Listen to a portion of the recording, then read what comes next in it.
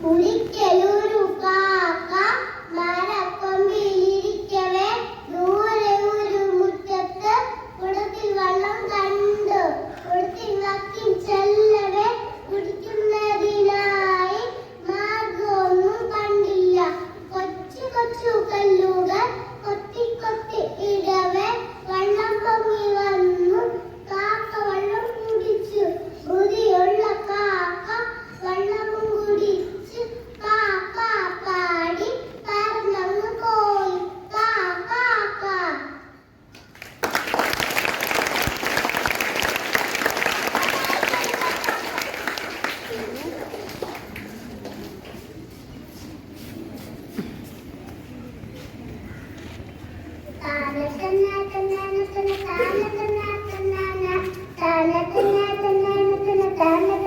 ഒന്നേ ഒന്നേ ഒന്നേ വാ ഓടിച്ചാടി നടക്കാം വാ.